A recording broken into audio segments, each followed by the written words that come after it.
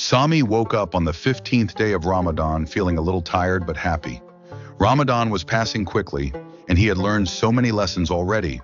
But today he was about to discover a lesson that would change the way he saw the world. At suhoor, his mother served him his favorite meal, warm bread with honey and a glass of milk.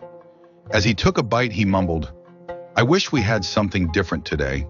His mother raised an eyebrow. "Sami, do you know how blessed you are to have food every day?" Sami shrugged. "I know, Mum, but it's the same thing every suhoor."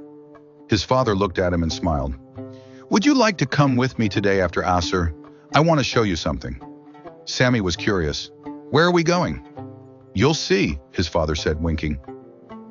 After school, Sami and his father drove to a part of the city he had never been to before. The streets were quieter, and the buildings were older. His father parked near a small shelter where people were lined up, waiting for food. "Why are they standing here?" Sami asked. His father explained, "These people don't have enough food at home. They come here to get a meal." Sami felt a pang of guilt.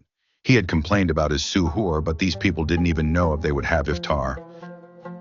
As they walked inside, they saw volunteers serving rice, soup, and dates to families. Sami noticed a boy about his age, holding his little sister's hand. Sami's father greeted the boy's mother and handed her a food package. "Ramadan Mubarak," he said warmly. The woman smiled. "Jazakallah khair. My children haven't had a full meal in 2 days. May Allah bless you." Sami's heart ached. 2 days without food? He had never gone more than a few hours. His father placed a hand on his shoulder. "Do you see now why gratitude is so important, Sami?" Sami nodded slowly. "I didn't realize how lucky I was. I complain about suhoor, but these families would be grateful for even one meal." On the way home, Sami was quiet, thinking about what he had seen. He made a promise to himself never to complain about food again. At iftar, he took a date and whispered a special dua. "Ya Allah, thank you for every meal, for every blessing, and for everything I have." His mother noticed his expression. "Sami, is everything okay?" Sami nodded. "Yes, Mum. I just realized that we are so blessed, and I need to say Alhamdulillah more often."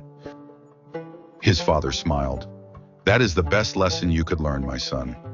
After Taraweeh, Sami opened his Ramadan journal and wrote, "Gratitude is not about what we have. It's about realizing how much we have."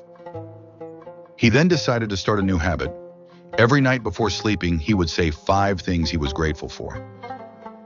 That night he whispered, 1, my family, 2, the food on our table, 3, my home, 4, my health, 5, the chance to fast in Ramadan. As he closed his eyes, he felt lighter and happier. Saying Alhamdulillah had made his heart feel full. The next day at school, he told his friends about his visit to the shelter. "We should do something to help," Bilal suggested. Sami's face lit up. "Let's collect food and donate it before Eid." His friends loved the idea, and they decided to talk to their teacher about organizing a food drive. That evening, as Sami sat with his family for iftar, he whispered once again, "Alhamdulillah for everything."